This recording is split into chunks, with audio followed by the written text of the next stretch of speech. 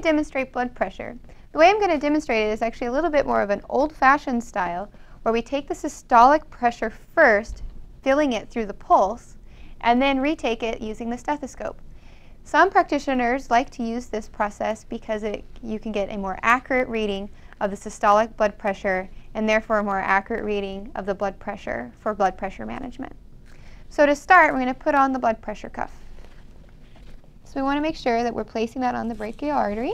And what's nice is most cuffs come with a little arrow pointing where it goes on the brachial artery.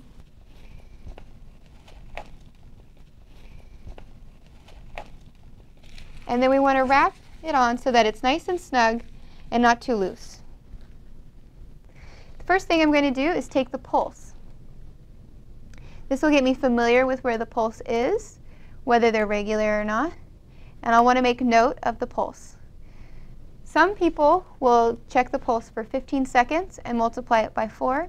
Others will check the pulse for 30 seconds and multiply it by 2 to get our beats per minute.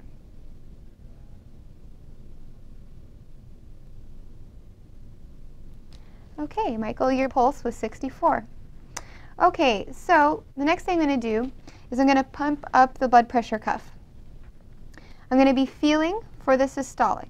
So that means I'm going to be feeling for the first time I feel the pulse after I let go of the air. So I'm going to pump it up.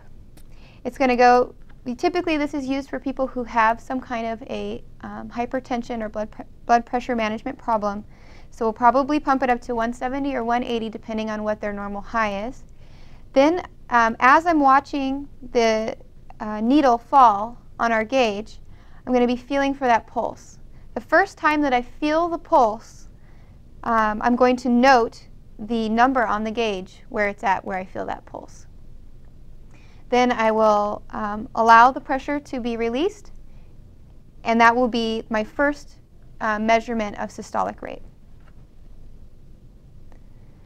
When I use the gauge, I like to make sure that the clamp is shut, but then loose enough so that I can easily let it go.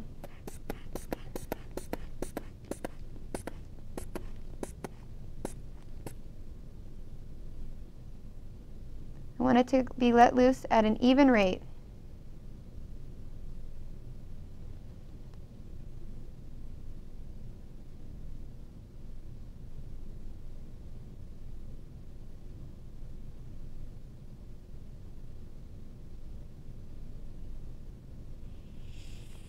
Okay, so I felt the systolic, and for this patient, he actually has a very nice low blood pressure, so it was at 108.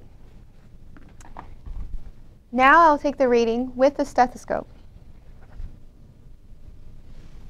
I'm also going to place that over the brachial artery, and I also want my gauge to be in a place where I can see it well. Now this time I will be listening for the systolic rate as it comes down.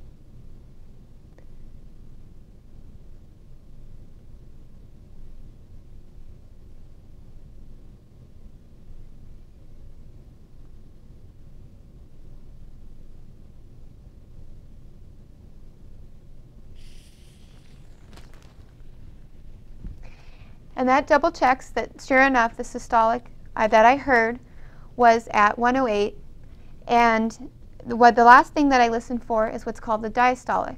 The diastolic is the last amount of pressure being released as we're letting the air come out. And so what will happen is we'll hear the heartbeat as it comes down, and as soon as we don't hear the heartbeat anymore in that artery, that's the number that we want to note. So the last beat that we heard before it went silent. And that's our diastolic. Together we'll have our systolic and diastolic, which is a complete blood pressure.